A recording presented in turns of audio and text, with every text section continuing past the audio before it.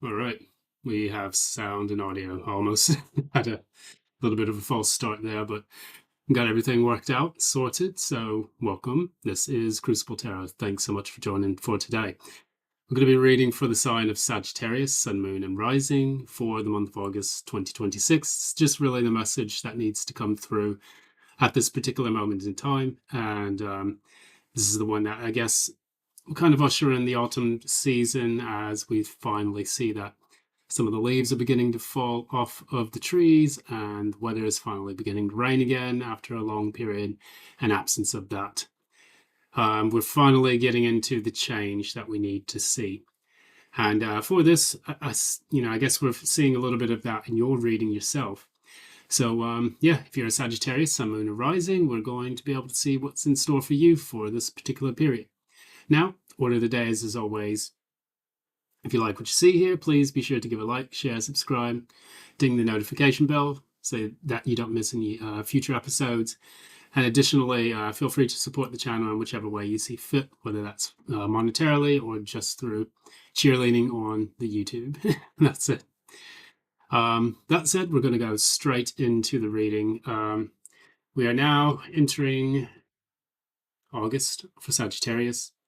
And the first card that we have for you is going to be Ten of Cups. That is how your energy is at the current moment in time. So you're actually feeling quite fulfilled and that you feel like you have everything. And the beauty of this is that you feel as if all of the things that you have asked for are in your life, or at least to a degree that you feel that life is stable, balanced, and harmonious emotionally. The challenge, though, for this is the Queen of Swords. And the Queen of Swords is telling us that, whilst you're really happy about the direction that your life has taken, and these could be for a number of reasons, this could not necessarily just because you're in a relationship and you've got kids and the picket fence and all this other stuff, but it just feels that you've finally achieved at least some of the basic things that you've always wanted to have in your life to give it a full cycle of completion with the things that you've been searching for. However, the challenge is now that you're in this energy, you feel as if you want to defend it tooth and nail from anything that wants to come into your life and potentially derail that peace of mind, that happiness. You don't want your peace disturbed. And with the Queen of Swords being in the challenge, these are actually what I should preface by saying this is the movie tarot that I'm reading from. And it's quite nice because for the Queen of Swords, we have here Basic Instinct. That's Sharon Stone there. And she is representing the Queen of Swords. So in this particular case, you're sitting atop this lovely, balanced, feeling of contentment. And on the other hand, you have your sword drawn, ready to lob off the head of anyone who's going to threaten that peace.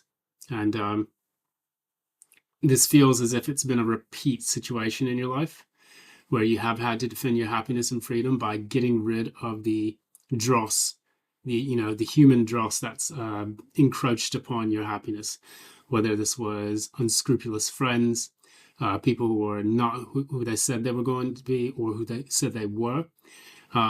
This is from horrible situations that you've had to face in your life where you've had to defend your mind from utter collapse, because the Queen of Swords is actually the divorcee card in many ways. So if you've had at least one major breakup in your life, this could have been a long-term committed relationship in which everything just fell apart. And now you're basically learning how to defend and be receptive to the outside world on an intellectual level. However, in doing so, you have your defenses drawn and you're ready to strike out at whatever it is that would threaten that peace of mind that you're trying to rebuild. So it's like after the tower, you have this star, but this Queen of Swords is kind of like the star, but with a sword in her hands almost, because after she's begun the work of parsing all of the things she's experienced, She has now mastered the sword to a degree. Unlike the King of Swords, we do have the Queen of Swords, who is receptive. And in doing so, she has to have her defenses up just in case, history repeats itself, or at least attempts to. So moving into the recent past, the reason why this is all taking place is because you have the Eight of Swords and you have the Four of Cups. So with the Eight of Swords here, this is kind of mental conflict. People say it can be a mental prison. Yeah, it may be easy for you to escape from it based on the drawings and, the illustrations of the traditional Rider-Waite tarot. But in essence, what you have here with the Eight of Swords, 8 is the number of the self, swords is, it's like I have to put a defense up, a wall around myself of these thoughts and these things that I tell myself so that I can remain protected.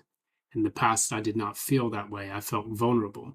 I felt passed over. Four of Cups. It seems like with every single rejection that I've had to face in my life, it has been one after the other, and to a point now where you just want to build a wall of defense around yourself. And in doing so, this gives you the comfort and security of saying, at least I'm in control of my own world. But no one gets in, no one comes out. So it's almost like, how some people will actually commit crimes in order for them to go to prison because it gives them more security inside prison. They have people they can chat with, they have meals, they have a place to sleep. It's dangerous as all get out, but some people will actually send themselves to prison by committing petty crimes so that they have a place to stay. And in essence, I kind of see that a little bit in yours. It's like, I see that you want to stay not necessarily in the prison of your own mind, but with the things that you tell yourself that bolster your feelings and sense of security, that is really to protect you from being hurt and rejected all over again. And that's understandable. However, it doesn't last very long when you do things that way. It can really be a damper on your spirit, and it can become very taxing over the years. Now, what we have here, we have the Six of Coins, which is taking place in the near future. We have Death in the reverse, and of course, you guessed it, that's Donnie Darko. So Jake Gyllenhaal there doing his thing. Six of Pentacles in the upright in the near future means that you'll have maybe a balance of your own particular financial assets. So after the Five of Pentacles, after you felt left out in the cold, you finally receive another pentacle that gives you the opportunity to rebalance yourself and to rebalance your efforts in the material space. With Death in the reverse, it's not to say that a cycle hasn't finished completing or something's completely killed off. It may be that something is resurrecting from the past that doesn't need to die off specifically. What needs to happen is that this asset, is going to come from a past thing that you have been working on, or something that you've been doing, or even a person.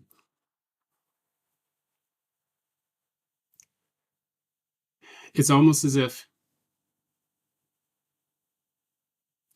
the Death in reverse,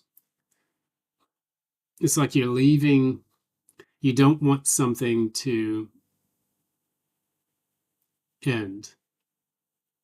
Not that you're delaying the inevitable, but in many ways, you're trying to resurrect something. It's almost like a bit of, life necromancy. You're trying to resurrect something that maybe had died a while back, but now it's coming back to the forefront. So if this is a skill that you're getting back into, a type of hobby, a type of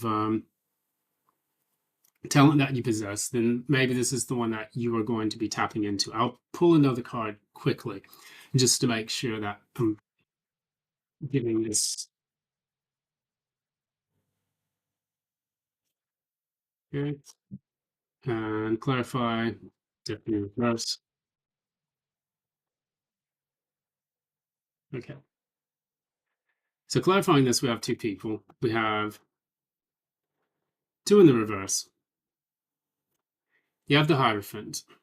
The Hierophant in the reverse. That's a Taurus card there. Death is Scorpio, of course, and then you have the Knight of Cups, which is Scorpio, Pisces, Cancer. What I get here is that the reason why you don't want something to die is because perhaps you realize that, again, these large, maybe there's a lesson that you need to teach. Maybe there's a lesson that you need to learn. And additionally, there's something that you want to move forward to. Something feels delayed or blocked, and maybe it's felt that way for a long time, and now you're just getting the opportunity to actually step back into it. So with that Six of Pentacles, that is you giving to something because you realize that you need this to resurrect something that you're strongly passionate about. The Hierophant normally is someone who is a teacher, a master of something, and typically imparts that wisdom to others. The Knight of Cups is someone that moves towards something that they're passionate about. So in saying that, I could even clarify the Six of Pentacles one time.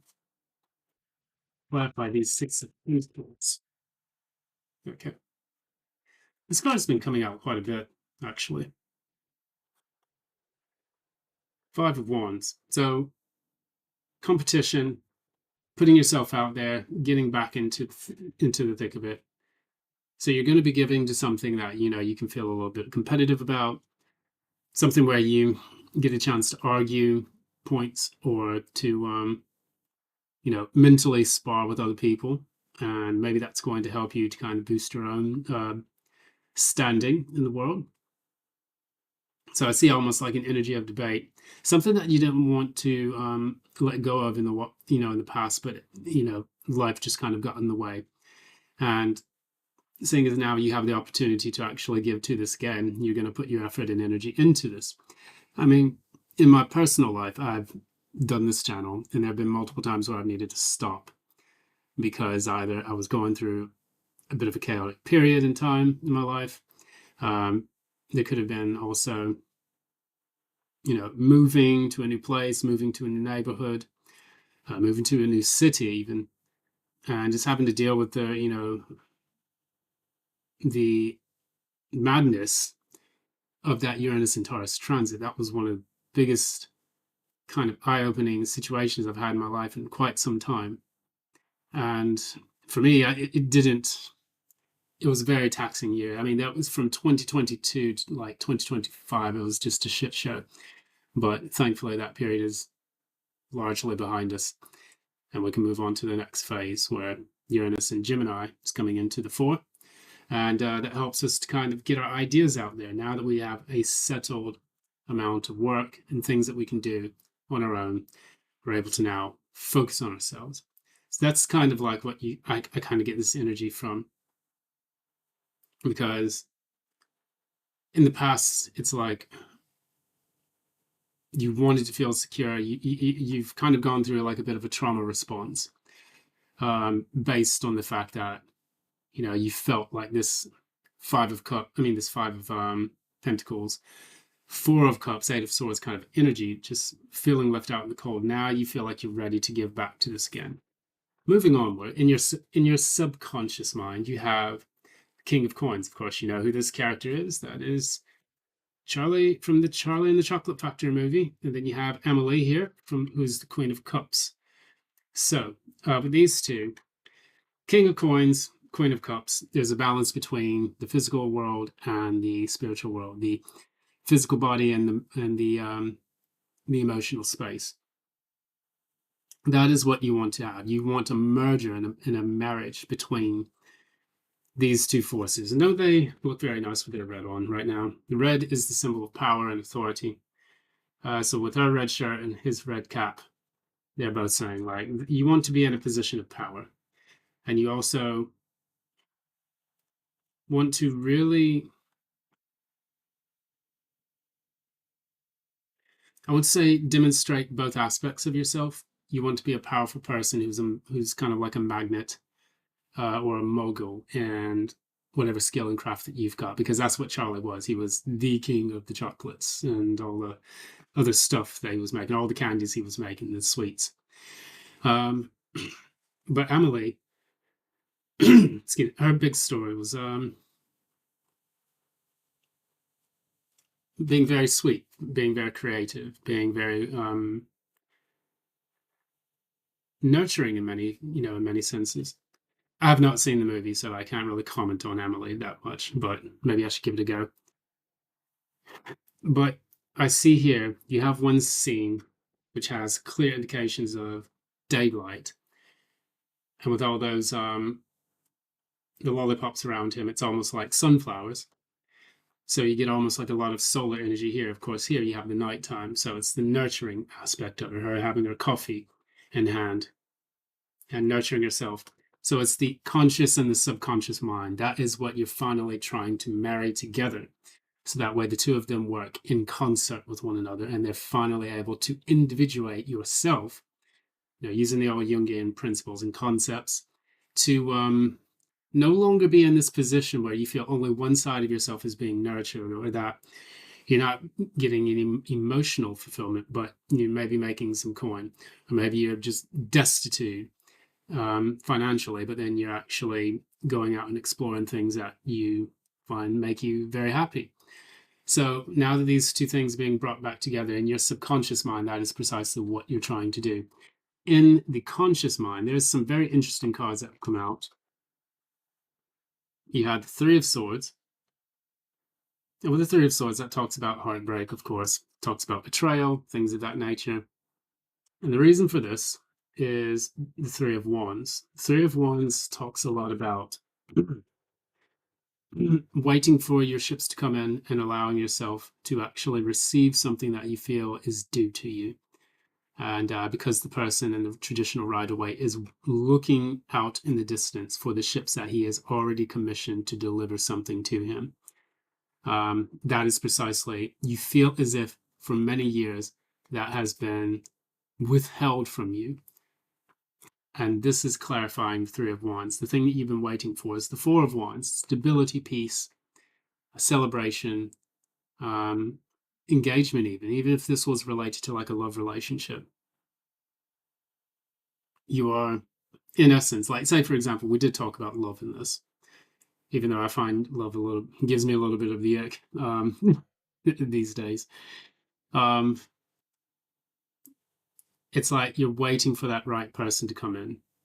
You're waiting for the woman or the man of your dreams to come into your life because you felt rejected so many times in the past. You want these two to be a marriage, to be a thing. These two energies. And it's like you want to be able to celebrate something like that, but it's like these two threes that we have here. You want this heartbreak to turn to something in which you can actually see the light at the end of the tunnel. That's what it kind of gives me at this particular point. You no longer want to be stuck in this purgatory or limbo of waiting for something that does bring you passion. And you don't want it to never come or never to show up. Hopefully it does for you. So that's what's in your conscious mind. Now, looking towards the future, we have the outcome for this is the Devil in the reverse. So you know what this movie is from Dusk Till Dawn. Good old-fashioned Selma Hayek. Put lots of hair on little boys' chests because she was that hot even back in the day. And we also have here, with the Devil in the reverse, we talk about liberating yourself from restrictions, from boundaries and limitations. And by the way, I'm not making any reference to any nonsense. That is a completely metaphorical statement for the YouTube authorities out there who will be perusing through my readings. We have, clarifying this, is the Eight of Cups in the reverse. So you have another card that indicates that something is not finished. You're not walking away from a specific thing that you've wanted to look into. What is that specific thing that you're wanting to look into? King of Swords. This is from, of course, Minority Report. So you know what that's about. Being able to see everything as it takes place all at once, being a master of the intellectual space. So that Queen of Swords, that was the challenge. You're now finally starting to meet the King of Swords, where you're stepping into a masculine energy of that sword's mastery. clarifying the King of Swords, is the Empress. So I'm going to assume this is Queen Elizabeth or something. I'm not sure. Cleopatra? I'm not 100% sure on this, but nevertheless, I need to get more familiar with my movie monarchs. But a growth and expansion and the ability to manifest and materialize anything that you desire, you wish, in the intellectual sphere in which you feel that you are a master of your domain. So this is you possibly venturing out into this territory of being a speaker to people, talking about specific issues where you feel that your intelligence is well received by audiences, things of that nature. You're no longer bound or restricted to the circumstances in your life that have prevented you from being able to rejoin with this type of skill base, or this type of quality, or this type of hobby that you've been doing, or even job for that matter. So it's now for you, it's important that you're able to grow and to prosper in this space. And these could be people that are coming to your life. I mean, the King of Swords is Aquarius, Libra, Gemini, and then Empress is Taurus, Libra. You may have these in your chart as well. But in essence, the overall energy that I'm getting is that you are in a space in which now you're free to do what you want. You now have the capability to revisit the things that you've always wanted to do and to grow, but didn't feel like you had the time for it, or the circumstances weren't right. So even if this is in the creative space, like getting back into music, or getting back into artwork or drawing, or even just getting back into watching movies and being able to look into that and critique those, or to really appreciate the arts. These are the things that you'll be working towards. And you no longer have to feel guarded anymore, like in that Queen of Swords energy.